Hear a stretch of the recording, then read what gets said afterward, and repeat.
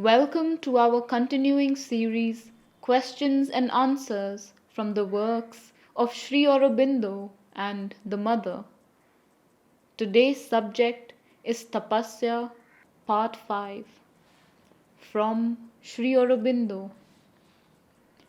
But the touch of grace, divine grace coming directly or through the Guru, is a special phenomenon having two sides to it. The grace of the Guru or the divine, in fact, both together on one side, and a state of grace in the disciple on the other. This state of grace is often prepared by a long tapasya or purification, in which nothing decisive seems to happen, only touches or glimpses or passing experiences at the most, and it comes suddenly without warning. If that is what is spoken of in Ramakrishna's saying, then it is true that when it comes, the fundamental difficulties can in a moment and generally do disappear. Or at the very least, something happens which makes the rest of the sadhana, however long it may take, sure and secure. This decisive touch comes most easily to the baby cat people, those who have at some point between the psychic and the emotional vital a quick and decisive movement of surrender to the Guru or the divine.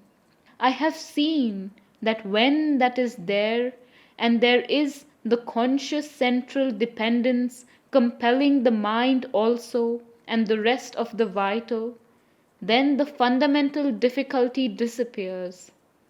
If others remain, they are not felt as difficulties, but simply as things that have just to be done, and need cause no worry.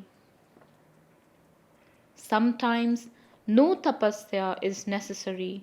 One just refers things to the power that one feels guiding or doing the sadhana, and assents to its action, rejecting all that is contrary to it, and the power removes what has to be removed or changes what has to be changed, quickly or slowly.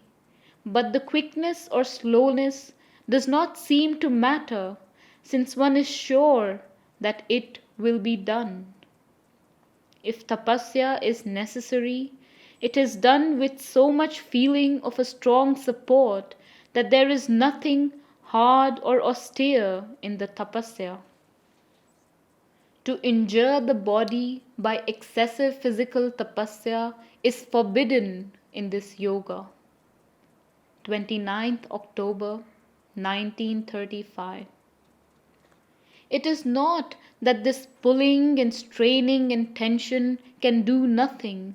In the end, they prevail for some result or another, but with difficulty, delay, struggle, strong upheavals of the force breaking through in spite of all. Ramakrishna himself began by pulling and straining and got his result, but at the cost of a tremendous and perilous upsetting. Afterwards, he took the quiet psychic way whenever he wanted a result, and got it with ease and in a minimum time. You say that this way is too difficult for you, but it is on the contrary the easiest and simplest and most direct way, and anyone can do it if he makes his mind and vital quiet. It is the other way of tension and strain and hard endeavor that is difficult, and needs a great force of tapasya. Take the psychic attitude. Follow the straight sunlit path, with the divine openly or secretly upbearing you. If secretly, he will yet show himself in good time. Do not insist on the hard, hampered, roundabout, and difficult journey. Something else in you was inclined to see as the only alternative some harsh, grim ascetic ideal, the blank, featureless Brahman, and imagined that the supramental was that. Something in the vital looked on the conquest of wrong movements as a hard, desperate tapasya, not as a passage into the purity and joy of the divine. Even now, some element in you seems to insist on regarding the psychic attitude as something extraordinary, difficult, inhuman, and impossible. There were these and other old lingerings of the mind and the vital.